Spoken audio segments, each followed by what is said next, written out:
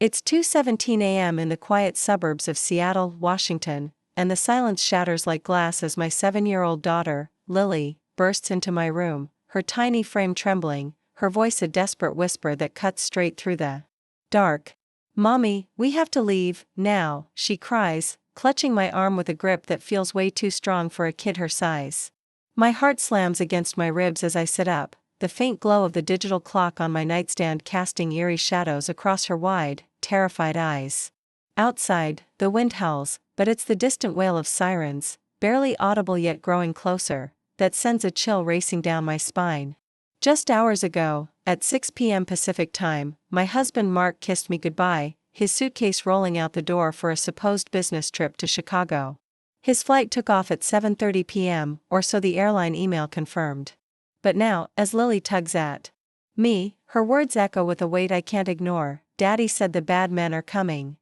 I stumble to the window, peering through the blinds of our 3,000 square foot colonial home, the one we spent years building our American dream in, complete.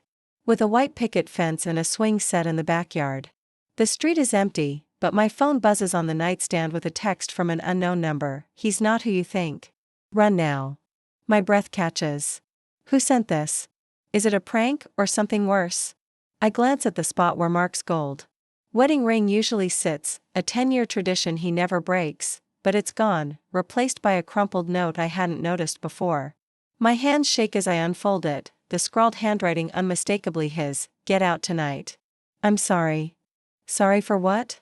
My mind races back to the past week, his late-night calls, the locked study, the way he avoided my eyes this morning. Was it all a lie? Lily's sobs pull me back. "Mommy, please," she pleads, and in her voice, I hear a truth I can't yet grasp. Sirens grow louder, and a shadow moves outside, too fast to be the wind. My pulse thunders as I grab her hand, my instincts screaming to flee. But flee where? To what? The questions pile up, each one a hook dragging me deeper into this nightmare. Was Mark running from something, or someone? And why did he warn Lily but not me? As I shove essentials into a bag, $5,000 in cash, passports, a flashlight, the weight of the unknown presses down. This isn't just about a missing ring or a late-night scare. Something dark is unraveling, and the answers are out there, waiting in the shadows. Stick with me to the end of this video, because what I discover will change everything, and you won't believe the twists ahead. The chaos of that 2:17 a.m. wake-up call still buzzes in my ears as I try to piece together what's happening, my hands trembling as I clutch Lily close. Her small body shakes against mine, her tear-streaked face buried in my shoulder, but it's her words, "Daddy said the bad men are coming," that keep looping in my mind like a broken record. I force myself to take a deep breath, the cool Seattle night air seeping through the cracked window, and that's when my eyes land on something that stops me cold. On the nightstand, where Mark always leaves his gold wedding ring before a trip, a ritual we've kept for a decade since our wedding day in a little chapel in Tacoma, there's nothing but an empty space. My stomach twists. That ring, a simple band with our initials engraved inside, has been his constant companion, even on the 500-mile business trips he takes every few months. Once, 3 years ago, he turned our family SUV around halfway to a beach vacation in Oregon because he'd forgotten it, muttering about how it felt wrong to leave it behind. So why is it missing now? I reach out, my fingers brushing the smooth wood where it should be, and that's when I spot it, a tiny, crumpled piece of paper tucked beneath the lamp. My heart skips as I unfold it, the handwriting jagged but unmistakably marks, "Get out tonight. I'm sorry." The words hit me like a punch, leaving me dizzy. Sorry for what? For leaving the ring? For the cryptic warning to Lily? Or for something bigger I haven't even begun to unravel? Lily tugs at my sleeve again, her voice a shaky whisper. "Mommy, is Daddy okay?" I force a smile, brushing a strand of her dark hair from her face, but the lie tastes bitter. "He's fine, sweetie. Let's get you some water," I say, stalling as my mind races. I need answers, and this missing ring feels like the first clue in a puzzle I didn't know I had to solve. Downstairs in the kitchen, the fluorescent lights hum as I fill a glass from the tap, my eyes darting to the counter where Mark's phone usually charges. It's gone too. Odd, since he always leaves it behind, relying on a company-issued device for trips. I pull out my own phone, the screen lighting up with a notification, an email from the Hilton Chicago confirming his check-in at 9 p.m. Central Time, just 2 hours after his flight. Relief washes over me for a split second, but it's short-lived. Emily's words from yesterday echo in my head. She swore she saw Mark at a diner off I-5 around noon, sipping coffee with a man in a dark suit. I brushed it off then, laughing it off as a case of mistaken identity, but now? Now it gnaws at me. A 1,800-mile round trip in a day doesn't add up, not with a 7:30 p.m. flight. My fingers hover over the email, debating whether to call the hotel, when Lily's voice breaks through. "Mommy, why did Daddy leave his ring?" Her big brown eyes search mine, and I realize she's picked up on more than I thought. I kneel beside her, the cold towel pressing against my knees, and try to keep my voice steady. "Maybe he forgot it, honey. Daddy's been so busy with work." But even as I say it, I know it's a stretch. Mark's a creature of habit, meticulous, almost obsessive. Forgetting that ring is like forgetting to breathe. I glance back at the note, the word "sorry" burning into my brain. Is this guilt? A goodbye? Or a warning? The sirens outside grow louder, and a shadow flickers past the kitchen window. My pulse spikes. I grab Lily's hand, her small fingers squeezing mine, and head to the living room where our family photos line the mantel. There's one from last Christmas, Mark, Lily, and me in matching red sweaters, laughing by the fireplace. Was it all a facade? The thought sends a shiver down my spine as I realize this missing ring might be the key to unlocking a truth I'm not ready to face. Stay tuned, because this is just the beginning, and the deeper I dig, the darker it gets. The kitchen feels smaller now, the hum of the fluorescent lights blending with the erratic thud of my heartbeat as I stand there, Lily's small hand still gripping mine. That missing wedding ring and Mark's cryptic note, "Get out tonight. I'm sorry," burn in my mind like a neon sign I can't ignore. It's 2:25 a.m. in Seattle, and the sirens outside have faded to a distant wail, but the tension in the air is thicker than the morning fog rolling off Puget Sound. I guide Lily to the couch, wrapping a blanket around her trembling shoulders. Her wide eyes fixed on me as if I hold all the answers. I wish I did. The shadow I saw flit past the window lingers in my thoughts, and I can't shake the feeling that we're being watched. My phone buzzes again, another unknown number, but I don't dare answer it yet. Instead, I grab the landline, my fingers hesitating over the buttons as I consider calling the police. Before I can decide, a sharp knock at the front door jolts us both. I freeze, my breath catching as I motion for Lily to stay put. Peeking through the peephole, I see Emily, our neighbor from 2 houses down, her blonde hair disheveled and her face pale under the porch light. She's clutching a coffee mug like it's a lifeline, her yoga pants and oversized hoodie a stark contrast to her usual polished look. Relief floods me for a moment. Emily's been my rock since we moved into this 3,000 square foot colonial 5 years ago, sharing carpool duties and venting about suburban life over Pinot Noir. I unlock the door, and she bursts in, her voice low and urgent. "Sarah, we need to talk, now. It's about Mark." Her words hit me like a cold splash of water. "What about him?" I ask, my voice barely above a whisper as I glance at Lily, who's huddled on the couch, ears perked. Emily steps closer, her eyes darting to the windows. "I saw him today, around noon, at that diner off I-5, the one with the neon sign by the freeway. He was with some guy in a dark suit, and they looked intense. Like they were arguing." My stomach drops. Noon? That's impossible. His flight to Chicago didn't leave until 7:30 p.m., and the email from the Hilton confirmed his check-in. "Emily, that can't be right," I say, forcing a laugh that sounds hollow even to me. "He's in Chicago. I got the hotel confirmation." She shakes her head, her grip tightening on the mug. "I know what I saw, Sarah." I even waved, but he ducked his head and hurried out. I thought it was weird, so I checked the flight status online. His plane took off on time. But a 1,800-mile round trip in a day? That doesn't add up. Her words sink in, and a chill runs down my spine. The missing ring, the note, now this, pieces of a puzzle I don't want to solve. "Maybe it was someone else," I mutter, but Emily's expression hardens. "I've known Mark for years. It was him. And there's more. I saw a black SUV circling the block earlier, parked across from your house for like 20 minutes before it peeled off." My blood runs cold. A SUV? The shadow at the window? I think back to Mark's late-night calls, the locked study, the way he's been jumpy lately, canceling our planned hike up Mount Rainier last weekend with some flimsy excuse. Why didn't you tell me sooner? I ask, my voice shaking. Emily bites her lip. I didn't want to worry you until I was sure. But with those sirens just now, something's off, Sarah. You need to be careful. The landline rings, cutting through the tension, and we both jump. I glance at the caller ID, unknown again. My hand hovers over the receiver, but Lily's soft whimper stops me. Mommy. I'm scared, she whispers, and I pull her close, my mind racing. Emily's warning loops in my head as I stare at the phone. If Mark was here at noon, where was he really going? And who was that man in the suit? The sirens, the SUV, the note, it's all connecting, like a storm brewing just beyond the horizon. I turn to Emily, my voice steady despite the fear clawing at me. Stay with Lily. I need to check something. As I head to Mark's study, the weight of her words presses down. This isn't just about a missed flight or a forgotten ring.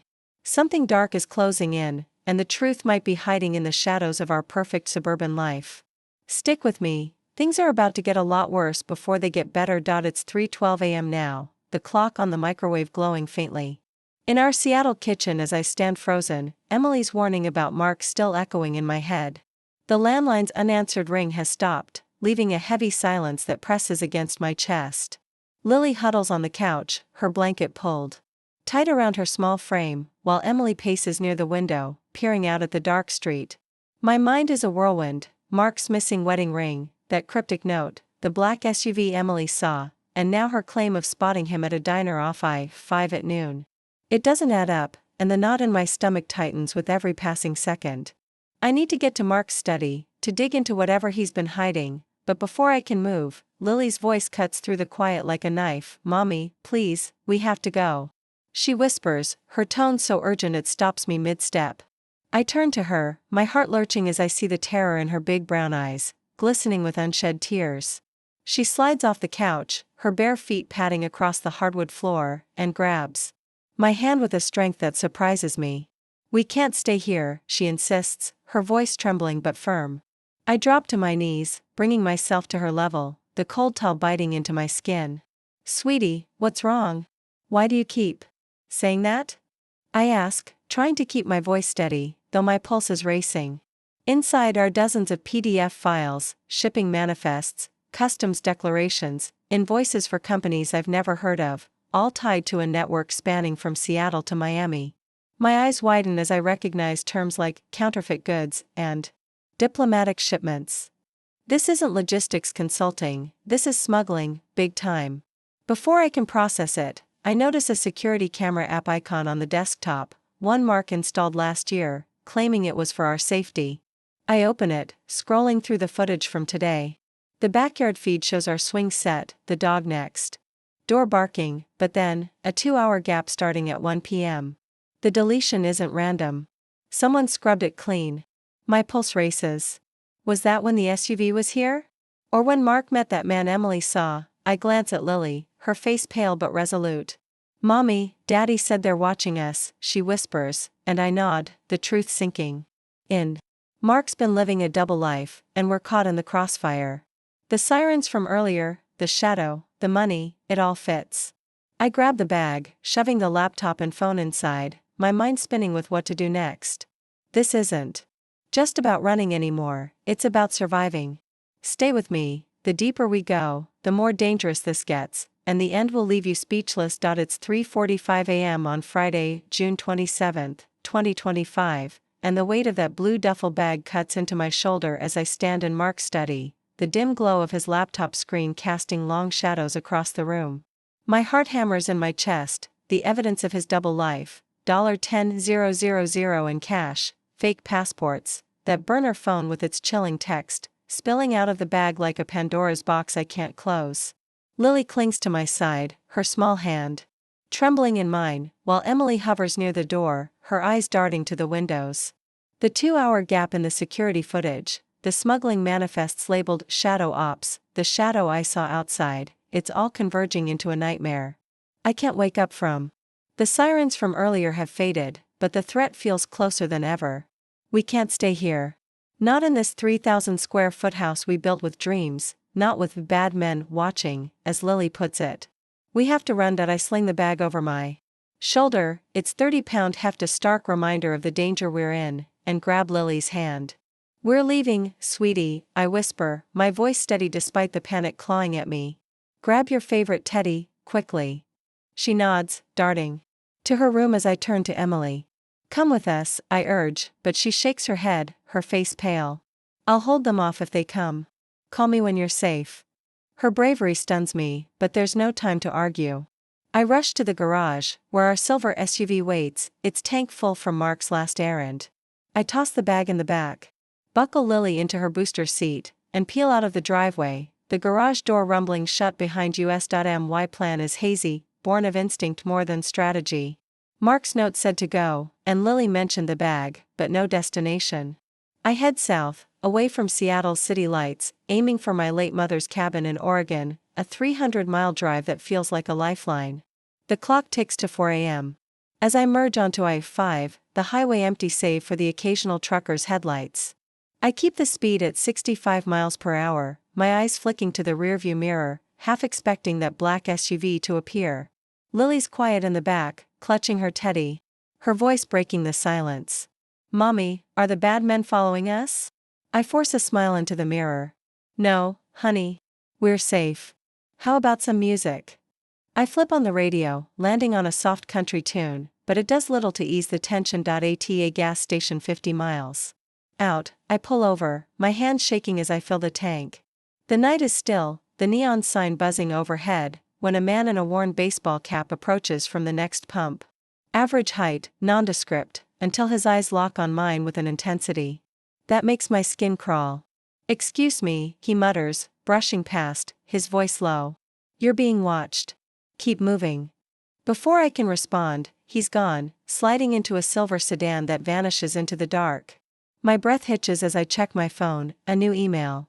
From Delta Airlines thanks me for a booking to Miami, departing tomorrow at 10 a.m. from Portland. I didn't make it. Someone's tracking us. Inside are dozens of PDF files, shipping manifests, customs declarations, invoices for companies I've never heard of, all tied to a network spanning from Seattle to Miami. My eyes widen as I recognize terms like counterfeit goods and diplomatic shipments. This isn't logistics consulting, this is smuggling, big time. Before I can process it, I notice a security camera app icon on the desktop, one Mark installed last year, claiming it was for our safety. I open it, scrolling through the footage from today. The backyard feed shows our swing set, the dog next door barking, but then, a 2-hour gap starting at 1 p.m. The deletion isn't random. Someone scrubbed it clean. My pulse races. Was that when the SUV was here? Or when Mark met that man Emily saw? I glance at Lily, her face pale but resolute. Mommy, Daddy said they're watching us, she whispers, and I nod, the truth sinking in. Mark's been living a double life, and we're caught in the crossfire. The sirens from earlier, the shadow, the money, it all fits. I grab the bag, shoving the laptop and phone inside, my mind spinning with what to do next. This isn't just about running anymore, it's about surviving.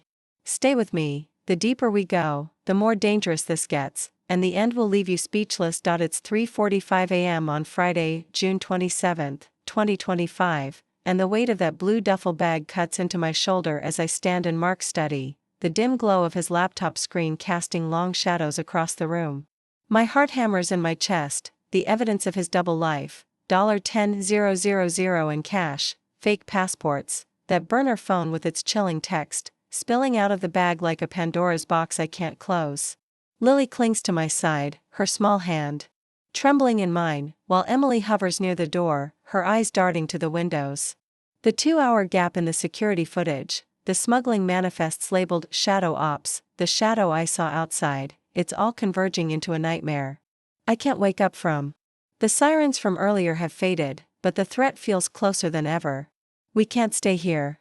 Not in this 3,000 square foot house we built with dreams, not with bad men watching, as Lily puts it. We have to run. I sling the bag over my shoulder, its 30-pound heft a stark reminder of the danger we're in, and grab Lily's hand. We're leaving, sweetie, I whisper, my voice steady despite the panic clawing at me. Grab your favorite teddy, quickly. She nods, darting To her room as I turn to Emily. Come with us, I urge, but she shakes her head, her face pale. I'll hold them off if they come. Call me when you're safe. Her bravery stuns me, but there's no time to argue. I rush to the garage, where our silver SUV waits, its tank full from Mark's last errand. I toss the bag in the back, buckle Lily into her booster seat, and peel out of the driveway, the garage door rumbling shut behind us. My plan is hazy, born of instinct more than strategy. Mark's note said to go, and Lily mentioned the bag, but no destination. I head south, away from Seattle's city lights, aiming for my late mother's cabin in Oregon, a 300-mile drive that feels like a lifeline. The clock ticks to 4 a.m. As I merge onto I-5, the highway empty save for the occasional trucker's headlights. I keep the speed at 65 miles per hour, my eyes flicking to the rearview mirror, half expecting that black SUV to appear. Lily's quiet in the back, clutching her teddy, her voice breaking the silence. Mommy, are the bad men following us? I force a smile into the mirror. No, honey. We're safe. How about some music? I flip on the radio, landing on a soft country tune, but it does little to ease the tension. At a gas station 50 miles out, I pull over, my hands shaking as I fill the tank. The night is still, the neon sign buzzing overhead, when a man in a worn baseball cap approaches from the next pump. Average height, nondescript, until his eyes lock on mine with an intensity that makes my skin crawl. Excuse me, he mutters, brushing past, his voice low. You're being watched. Keep moving. Before I can respond, he's gone, sliding into a silver sedan that vanishes into the dark. My breath hitches as I check my phone, a new email. From Delta Airlines thanks me for a booking to Miami, departing tomorrow at 10 a.m. from Portland. I didn't make it.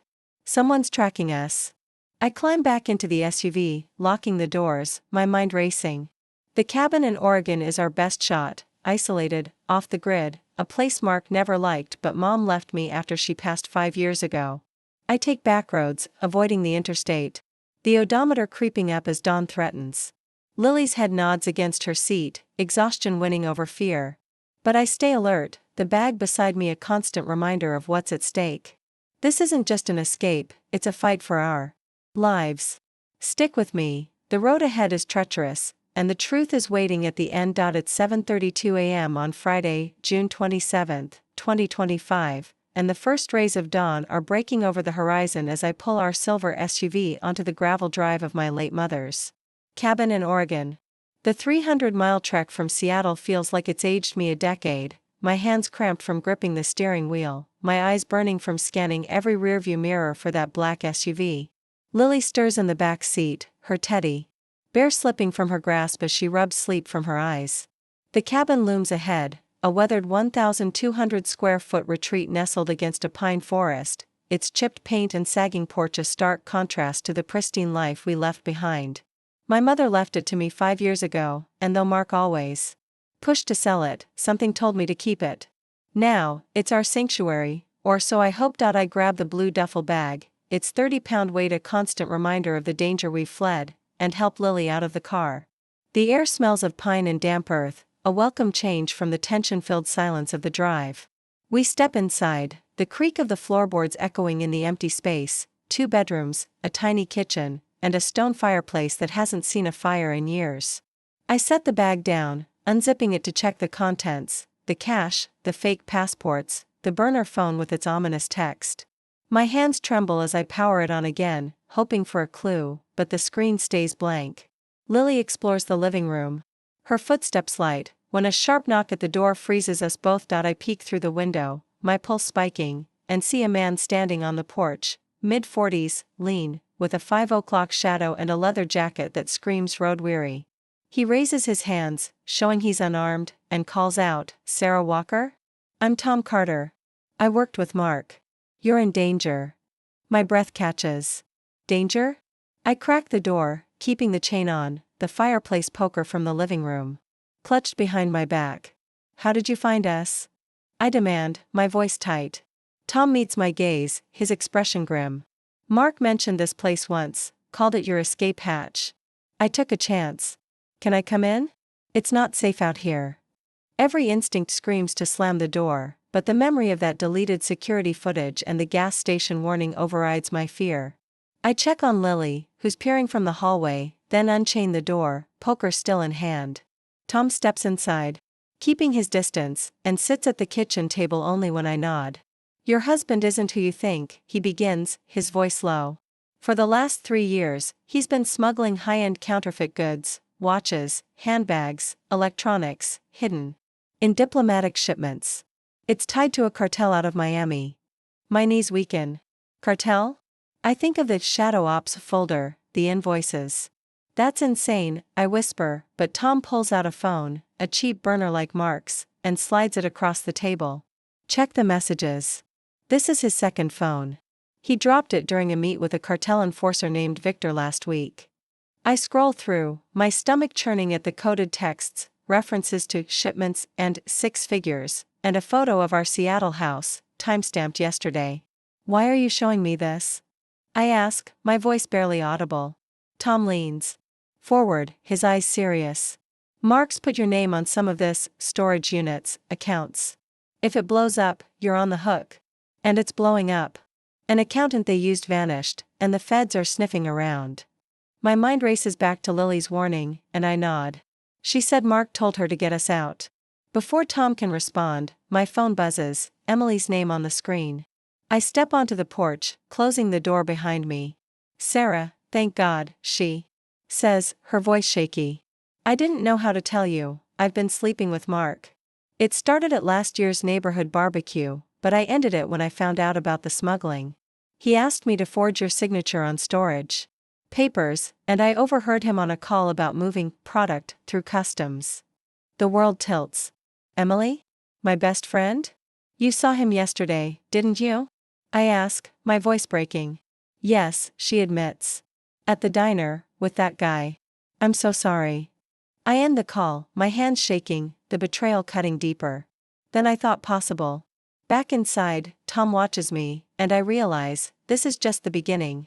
Stay tuned, the stakes are about to skyrocket. It's 10:47 p.m. on Friday, June 27, 2025, and the Oregon cabin feels like a pressure cooker ready to explode. The revelation from Tom Carter about Mark's cartel ties and Emily's gut-wrenching betrayal still churn in my mind as I pace the small living room, the 1,200 square foot space closing in around me. Lily's asleep on the couch, her teddy bear clutched tight, her soft breaths the only sound cutting through the tension. The blue duffel bag sits open on the table, its contents, $10,000 in cash, fake passports, the burner phone, spilling out like evidence of a life I no longer recognize. Tom stands by the window, peering into the pitch-black night, his leather jacket creaking with every move. The air is thick with the scent of pine and fear, and my hands won't stop trembling as I clutch the fireplace poker, its weight a small comfort. A sudden crunch of gravel outside snaps us to attention. Headlights sweep across the cabin, and my heart lurches as a familiar figure steps out of the shadows, Mark. He's disheveled, his dark jeans and gray hoodie streaked with dirt, his face gaunt under the porch light. Tom draws a handgun from his jacket, his stance rigid, but I push Lily behind me, my maternal instinct overriding everything. "Stay back," I hiss as Mark approaches, his hands raised. "Sarah, wait," he calls, his voice rough but urgent. "I'm not armed. I need to talk." Tom's gun stays trained on him, and I step forward, poker raised. "How did you find us?" I demand, my voice shaking with a mix of rage and fear. Mark's eyes lock on mine, filled with a desperation I've never seen. "I've been tracking your phone since we met," he admits, the casualness of it stealing my breath. "It was for your protection. You never knew the kind of people your father was tangled with, the Martinez cartel. He laundered money for them in Vegas before he drank himself to death. When he tried to keep some, they came after him, and now they're after you." My mind reels. My father, a failed car salesman, mixed up with a cartel? Tom's grip tightens on the gun. "That's a nice story, Mark, but it doesn't explain the missing accountant or the counterfeit operation." "I needed resources," Mark says, his voice breaking. "Protection costs money, a lot of it. It started as a job to watch you, but then I fell in love." I swear, Sarah, that was real. The words sting, a bitter pill after Emily's confession. "So you had an affair with my best friend?" I snap, but before he can answer, a cold laugh cuts through the night. Tom's expression shifts, and he lowers the gun slightly, not at Mark, but at us. "Well, isn't this touching?" he says, stepping back as a black SUV roars up, its tires spitting gravel. He pulls another gun, aiming it at me. Victor Martinez wants to talk, especially with little Lily, who seems to know too much. Something snaps inside me. I shove Lily behind the couch, my hands diving into the duffel for the flare gun I found in the cabin's emergency kit. "No!" I shout, firing it skyward. The flare screams upward, bursting into a blinding red light that floods the clearing like a 4th of July firework. Tom stumbles, distracted, and Mark lunges at him, tackling him to the ground. The guns clatter, and I grab Lily, sprinting for the SUV. "Go!" Mark yells, wrestling Tom. "The storage unit, Unit 142 in Portland, has everything." I hesitate, but his eyes plead with me. I bundle Lily into the passenger seat, snatch the keys from the ignition, and peel out, the flare's glow fading in the rearview mirror as police sirens wail in the distance. Stay with me, this showdown is far from over. It's 11:22 p.m. on Friday, June 27, 2025, and the Oregon night blurs past as I grip the steering wheel of the SUV, my knuckles white against the leather. Lily huddles in the passenger seat, her teddy bear pressed to her chest, her wide eyes reflecting the dashboard lights. The flare's red glow still lingers in my mind, a desperate signal that bought us a fleeting escape from the chaos at the cabin. Mark's words, "The storage unit, Unit 142 in Portland, has everything," echo in my head, a lifeline amidst the storm. The odometer ticks up as we speed along the backroads, the 150-mile drive to Portland feeling like a race against time. My heart pounds with every turn, the black duffel bag with its $10,000 cash and fake passports thumping against the seat beside me. The police sirens from the cabin are a distant memory now, but I can't shake the feeling that we're being hunted. I keep the speed steady at 65 miles per hour, the SUV's tires humming against the asphalt, my eyes darting to the mirrors for any sign of pursuit. Lily's voice breaks the silence, small but steady. "Mommy, I know a shortcut. Daddy took me there for ice cream last summer, by the train tracks off Route 26. My breath catches. "A shortcut?" I glance at her, marveling at her resilience, and nod. "Show me, sweetie." She points, and I veer onto a narrow service road. The SUV jostling over uneven ground. The headlights behind us, distant but persistent, fade as we weave through the trees, the gambit buying us precious minutes. The storage facility comes into view just after midnight, a grid of metal units, surrounded by a chain-link fence under the sodium glow of security lights. I punch in the gate code Mark included in that burner phone text, 1423, and the gate slides open with a groan. I park between two rows, the shadow swallowing us. "Stay in the car, Lily," I say, my voice firm. "Lock the doors. If anyone but me comes, use this." I hand her my phone, showing her the 911 button. She nods, her tiny hands clutching it, and I grab the duffel, the key to Unit 142 from Mark's desk drawer heavy in my pocket. I sprint to the unit, the key sliding into the lock with a satisfying click. The metal door rolls up, its rattle echoing in the quiet night, revealing a space lit by a single bare bulb. Inside, file boxes are stacked to the 8-foot ceiling, and a large safe looms in the corner. I tear open the nearest box, papers spilling out, shipping manifests, bank statements, photos of politicians and cartel figures, all tied to the Martinez operation. The safe door is ajar, and inside are more cash, a laptop, and a USB drive. Labeled insurance. Footsteps crunch outside, and I freeze, shoving the USB into my pocket, my hand closing around a heavy flashlight. The door swings open, and I raise the flashlight, ready to strike, until I see Emily. Her blonde hair is wild, her eyes wide with fear. "Sarah, thank God," she gasps, stepping in. "I followed you from the cabin. Are you okay? Where's Lily?" Relief floods me, but something in her tone sets off alarm bells. "She's in the car. We need to get this to the police," I say, holding up the USB. Emily steps closer, her expression hardening. "Jonas is fine, Tom's been arrested. It's over." "How does she know?" Before I can react, she pulls a gun from her jacket. "I'm sorry, Sarah, but Victor can't let this evidence out. My blood runs cold. You're with the cartel? I stammer, stalling as I grip the flashlight behind my back. Everyone works for someone, she shrugs. Even when I was sleeping with Mark. Rage fuels me as I swing the flashlight, catching her wrist. The gun clatters to the concrete, and she lunges for it, but I kick it away, tackling her.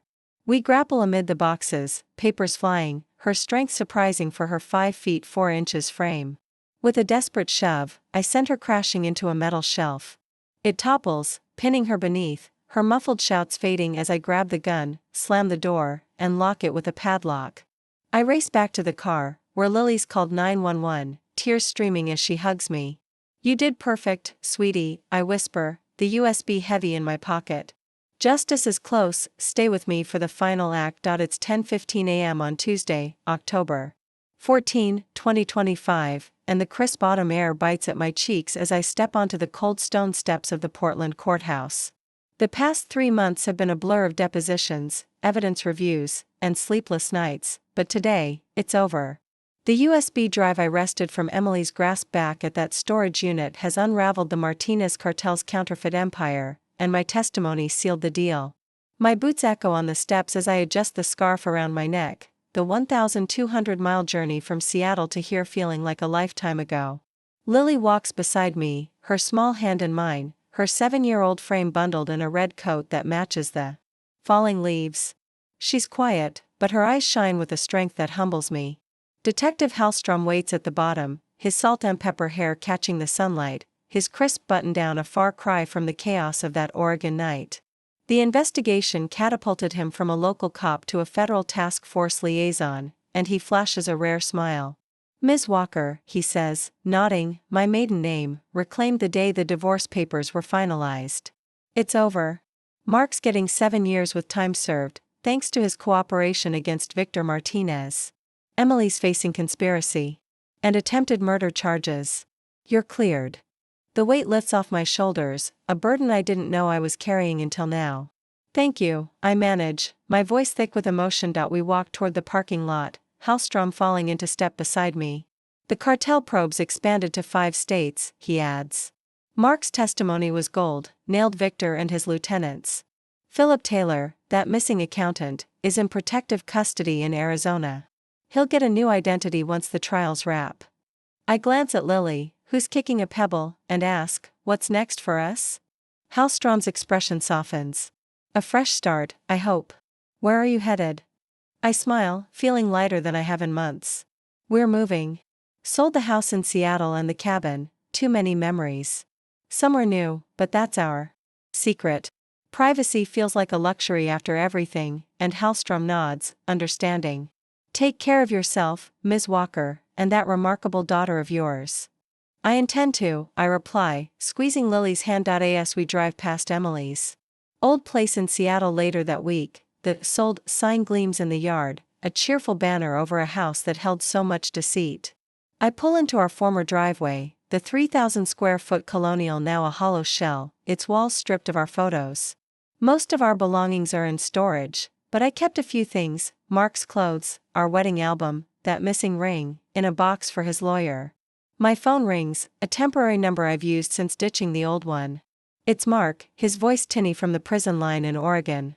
Sarah, I heard today was the final hearing, he says, resignation lacing his words. It was 7 years, I reply, sitting on the empty living room floor.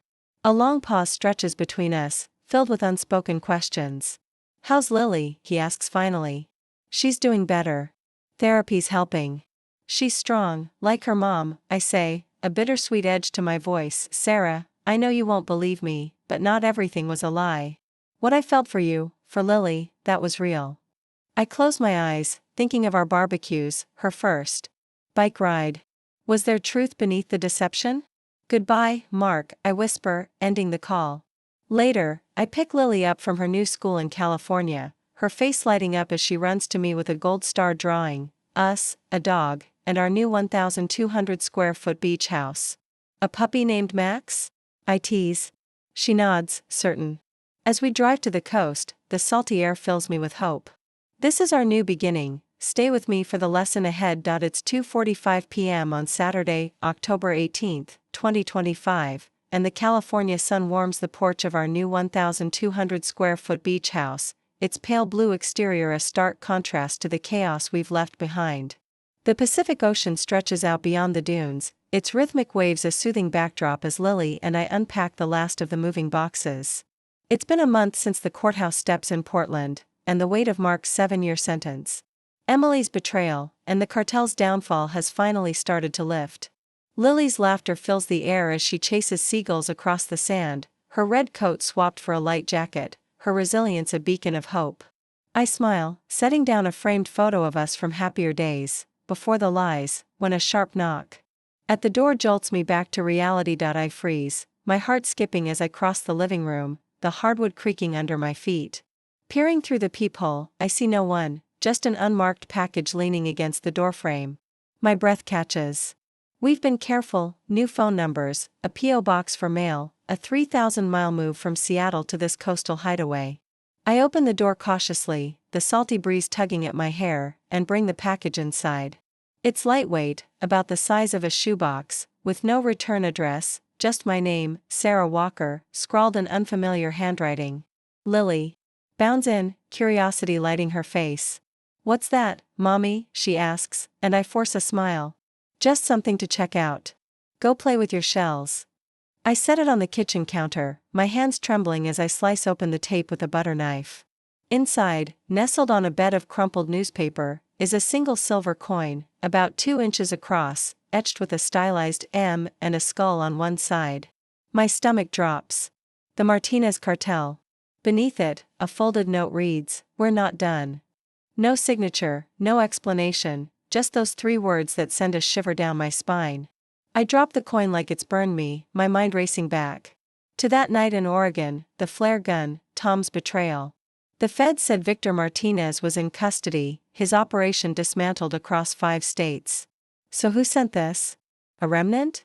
A warning? I glance at Lily through the window, her innocence a stark contrast to the threat in my hands. I think of the 150-mile drive to that Portland storage unit, the USB that brought justice, and Mark's final call, his claim that some of his love was real. Was this cartel's last move a retaliation for his testimony? I shove the coin and note into a drawer, locking it with a key I tuck into my pocket, my pulse thudding. We've started over, new school for Lily, a job at a local legal aid office for me, but this feels like a shadow creeping back. I call Hallstrom, his voice gruff but reassuring. "Could be a bluff, Sarah. We'll look into it. Stay vigilant." Vigilant. The word lingers as I hang up, watching Lily build a sandcastle. Dinner is quiet, the coastal breeze carrying the scent of clam chowder from a nearby diner. Lily senses my unease, her small hand slipping into mine. "Mommy, are we safe?" she asks, her voice soft. I kneel, brushing her hair back. "We are, sweetie. We'll always be." But the lie tastes bitter. That coin could be a taunt, a promise of trouble to come. I think of the American dream we chased, barbecues, bike rides, a picket fence, and how it crumbled under cartel shadows. This thread isn't just about us, it's a reminder that some battles don't end with a courtroom verdict. Stay with me, the next chapter might test our courage again. It's 7:30 p.m. on Sunday, October 19, 2025, and the California sun dips low over the Pacific, casting a golden glow across the waves. I stand on the porch of our new 1,200 square foot beach house, the salty breeze carrying the sound of Lily's laughter from the shore. She's chasing seagulls, her small frame silhouetted against the horizon. It's been 3 months since we escaped Seattle, since the night I found Mark's missing wedding ring and Lily begged me to leave, clutching her teddy bear. A month ago, a strange coin arrived in the mail, a chilling hint that the cartel hasn't forgotten us.